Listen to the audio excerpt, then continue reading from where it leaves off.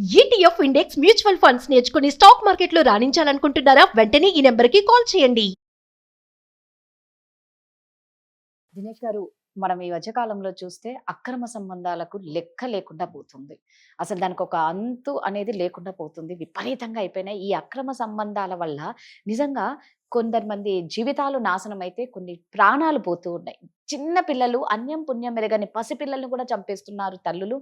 అట్లాగే భర్త చంపేస్తున్నాడు పిల్లల్ని, లేకపోతే భర్త భార్యను చంపుతుంది, భార్యలు భర్తల్ని చంపడం ఎక్కువైపోయింది.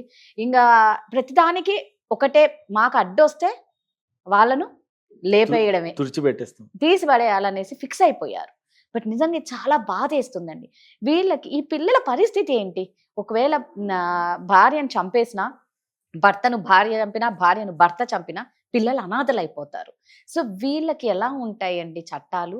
ఈ ఇంత ఘోరంగా బిహేవ్ చేసిన వాళ్ళకు శిక్షలు ఎలా ఉంటాయి? మేడం, మీరు చెప్పిన మాట వాస్తవమే. ఈ మధ్య కాలంలో మనం ఎక్కడ చూసినా కూడా, ఏ పేపర్ తిరిగేసినా కూడా తరచుగా వినిపిస్తున్నటువంటి విషయం ఏంటంటే అక్రమ సంబంధం గురించే చాలా పట్టుకున్నాయి. మీరు అన్నట్టుగా కూతురు అడ్డం వస్తుందని, కొడుకు అడ్డం వస్తుందని అక్రమ సంబంధానికి, లేకపోతే పెద్దవాళ్ళు అడ్డం వస్తున్నారు అని చెప్పేసి వాళ్ళను చంపాలన్న ఉద్దేశంతో చాలా రకరకాల హత్యలు రకరకాల కోణాల్లో జరుగుతున్నాయి. అయితే ముఖ్యంగా వీటికి అడ్డుకట్ట వేయాలి అనుకుంటే ముఖ్యంగా మనం చేయాల్సిన పని ఏంటంటే, భార్యాభర్తల మధ్య సంబంధం ఏదైతే ఉందో అది స్ట్రాంగ్ లేకపోవడమే దానికి కారణం. ఒకవేళ గట్టిగా పటిష్టంగా ఉన్నట్టయితే మూడో వ్యక్తి అనేది రారు. భార్యాభర్తల మధ్యలో కానీ, లివ్ ఇన్ రిలేషన్షిప్లో కానీ, ఏ రిలేషన్షిప్లో అయినా కూడా మూడో వ్యక్తి ప్రమేయం ఏ రోజైతే వస్తుందో ఆ రోజు మాత్రమే ఇలాంటివి జరిగే అవకాశం ఉంటుంది. మెయిన్గా మనం చూసుకున్నట్టయితే ఈ మధ్య కాలంలో మల్కాజ్గిరిలో కానీ వేరే వేరే ప్రాంతాల్లో భార్య భర్తను చంపిన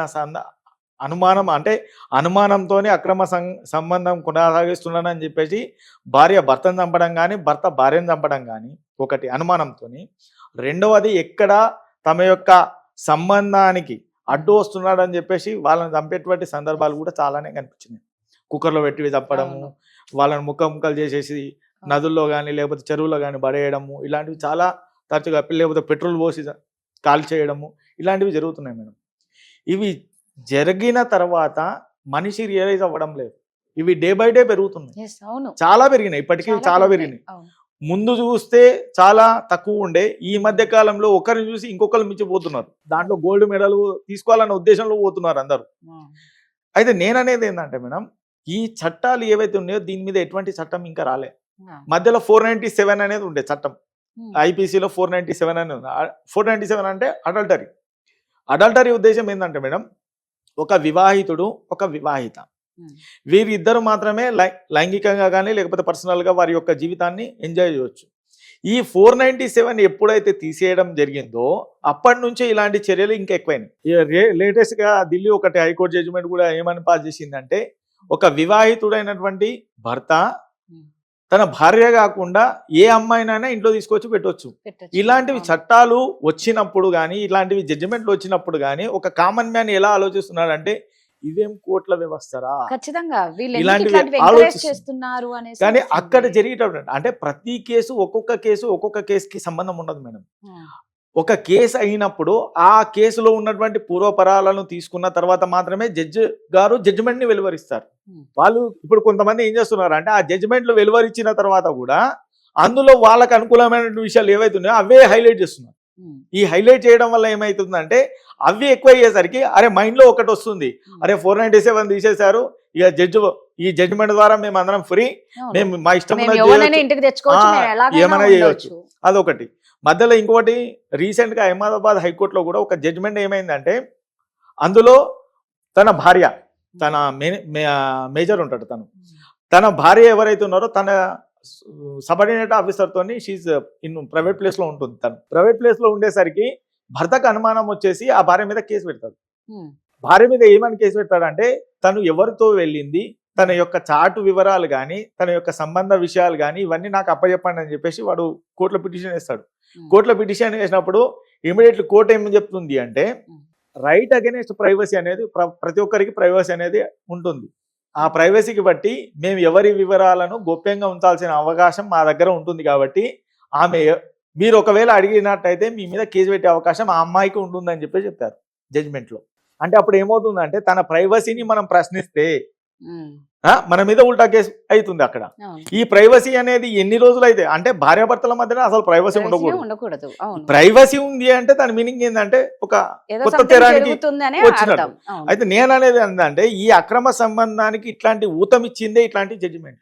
Right. అవి కొన్ని కేసెస్ల వల్ల, ఉమ్, అందరి కేసెస్లో అలా ఆలోచన చేయరు. ఉమ్, ప్రతి మన భారత రాజ్యాంగం అనుసరించి ఏ కోర్టు అయినా కూడా తన తీర్పుని వెలువరించాల్సిందే.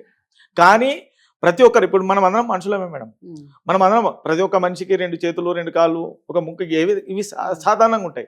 కానీ మీ హావభావాలు కానీ మీ క్యారెక్టరిస్టిక్స్ కానీ ఇవన్నీ డిఫరెంట్ ఉంటాయి. అట్లనే కేసులలో కూడా ఉమ్, ఒక కేసుకి ఇంకొక కేసుకి పొందన ఉండదు కొన్ని సార్లు. ఇలాంటి సందర్భాల్లో ఏంటంటే ఇలాంటివి జడ్జిమెంట్లు వచ్చేసరికి ఊతం ఇచ్చిన తర్వాత ఇవి ఇలాంటివి ఇష్యూస్ పేటరైపోతున్నాయి. కాబట్టి ఎప్పుడైనా కూడా ఒక జడ్జిమెంట్ అనేది స్ట్రిక్ట్గా ఉండాలి. ఒక జడ్జిమెంట్ అనేది ఏది ఉన్నా కూడా సామాజిక బాధ్యతతోని, సోషల్ రెస్పాన్సిబిలిటీతోని ఒకవేళ జడ్జిమెంట్ వచ్చినట్టయితే ఈ అక్రమ సంబంధాలకు అడ్డుకట్ట వేయడమే కాకుండా ఒక స్పెషల్ చట్టం తేవాలని చెప్పేసి ప్రభుత్వం వారిని కూడా నేను కోరుతున్నాను. కరెక్ట్ అండి మీరు ఎందుకంటే స్పెషల్ చట్టం ద్వారా వస్తేనే వాళ్ళ భయం అనేది పిల్లలు ఎవరైతే ఉన్నారో వాళ్ళు సంరక్షించబడతారు. రైట్.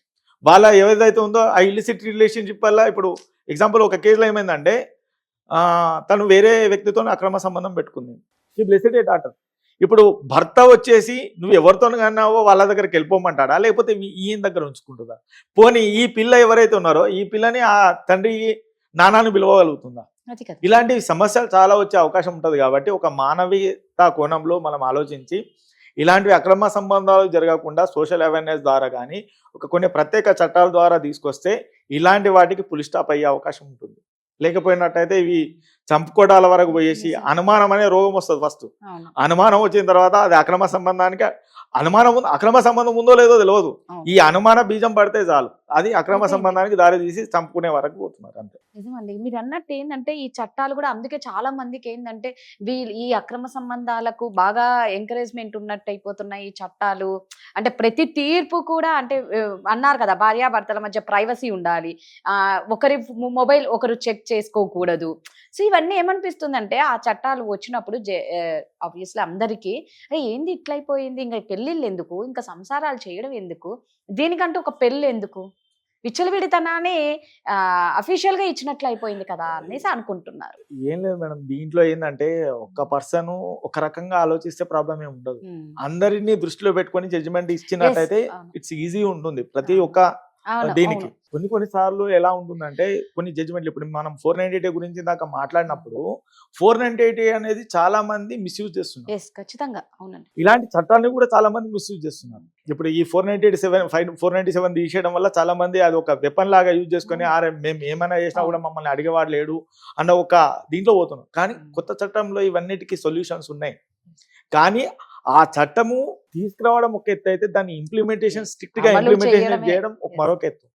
ఇప్పుడు చట్టంలో ఉన్నాయన్నీ చాలా మటుకు కొన్ని అంటే దాంట్లో లూప్ హోల్స్ ఎక్కడ ఉన్నాయి, దాంట్లో ఎక్కడైతే కామన్ పాయింట్స్ ఎర్రర్ ఎక్కడ ఉన్నాయి అనేది చూసుకొని కొంతమంది ఇప్పుడు ఈ మధ్య కాలంలో ఇంకొకటి కొత్త ప్రయోగానికి తెరలేపారు చాలా మంది.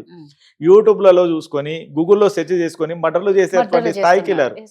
ఇలాంటి వాటి మీద కూడా కొన్ని చట్టాలు తీసుకొస్తే స్ట్రిక్ట్ గా ఖచ్చితంగా అండి అవును బాగుంటుంది. ఎట్ ద సేమ్ టైం ఏంటంటే మ్యారిటల్ లైఫ్ అనేది ఏదైతే ఉందో చాలా మందికి ఒక మన హిందూ ధర్మ ప్రకారంగా కానీ అంటే మనము సాక్రమెంటల్ అంటారు దీన్ని, అంటే ఒక హిందూ వ్యవస్థ ద్వారా జరిగేటువంటి ఈ పెళ్లి ఏదైతే ఉందో దీనికి పునర్జీవం పోయాలి అని అనుకుంటే చట్టాలు కఠినంగా వ్యవహరించాల్సిన అవసరం ఉంది.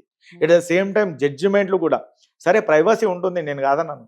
ఆ ప్రైవసీ ఎంతవరకు ఉండాలి అంటే ఇప్పుడు మీ మొబైల్ మీ భర్త చూడడం కానీ నా మొబైల్ భార్య చూడడం కానీ ఇట్లాంటివి ఏవైతే ఉన్నాయో ఒక దాపరికం అనేది తెరలేపినప్పుడే, దాపరికాలు లేనప్పుడే ఇలాంటివి అమలు అవుతాయి. దాపరికం ఏ రోజైతే వస్తుందో ఆ కట్టెన్ మధ్యలో వచ్చేస్తాయి. ఏదో ఒకటి ఉంది అని వీడు అపోహపడ్డము, వాడు ఆమె ఇది చేయడం. భార్య భర్త అంటేనే దాపరికం లేని బంధం, దాంపత్య బంధం.